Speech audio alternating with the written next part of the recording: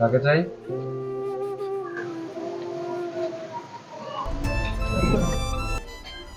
কোত্থেকে এসছো বাবা? কাকে খুঁজছো তুমি?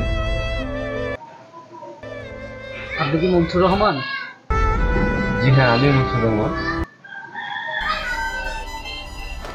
আচ্ছা, আপনি প্রায় 20 বছর আগের কথা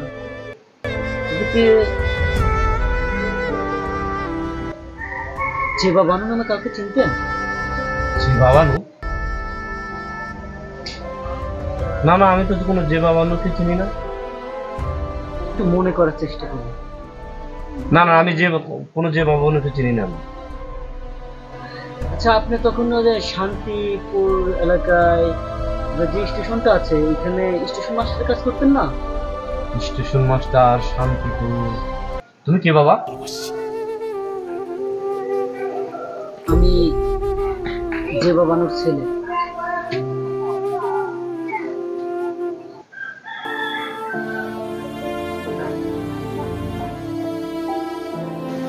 আর যদি আমি ভুল করে না থাকি তাহলে আপনি আমার বাবা।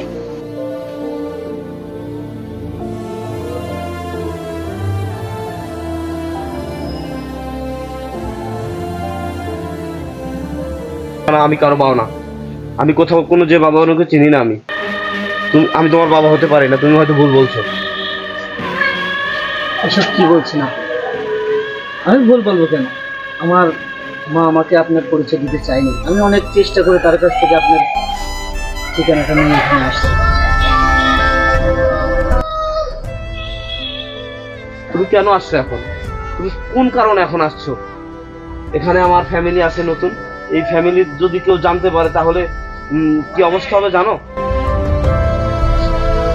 আপনার ফ্যামিলি নিয়ে অনেক চিন্তা, আপনার সন্তান নিয়ে অনেক চিন্তা, আপনার এই ছেলে মেয়েদের নিয়ে অনেক চিন্তা করছেন। কেন? আমি কি আপনার ছেলে না? তাহলে কেন আমার আর তাদের মধ্যে এত পার্থক্য? আসলে আমি বাবা জিনিসটা যে কি কখনো বুঝিনি, যে বাবা আসলে দেখতে কেমন সে জিনিসটা আবার কি। কিন্তু আমার দেখার মাঝে হয়তো ভুল আছে। একজন ব্যক্তি দুইটা জায়গায় দুই ধরনের আচরণ, কিন্তু কেন আমি জানতে চাই, কিন্তু কেন? তোমার ওই কেনর উত্তর বলার সময় এখন আর নাই। এজন্যই তুমি যেখান থেকে এসেছো তুমি সেখানে চলে যাও, অতীতকে ভোলা থাকার চেষ্টা করো। আমি ওই অতীত নিয়ে আর বাঁচতে চাই না।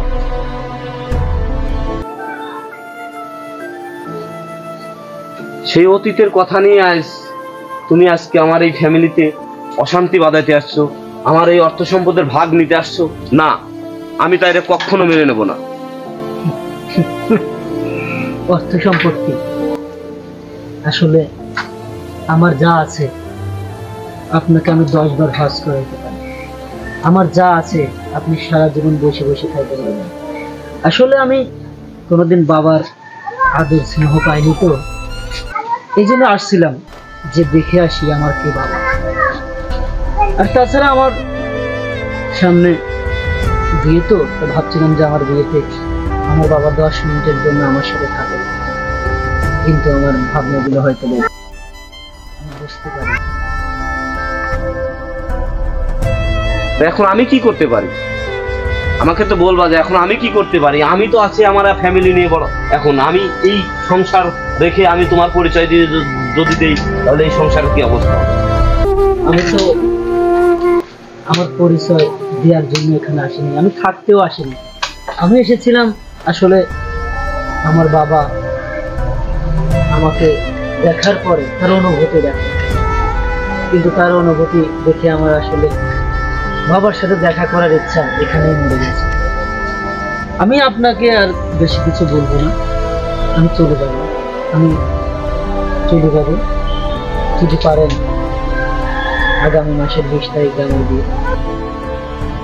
10 মিনিটের জন্য হলে আসে, এতটুকু। আমি চলে যাচ্ছি।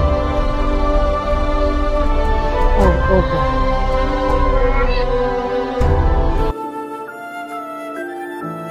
এই জন্য ঠিক আছে। যদি পারেন ঠিক মতো সময় মতো চলে আসবেন আগামী মাসে 20 তারিখ।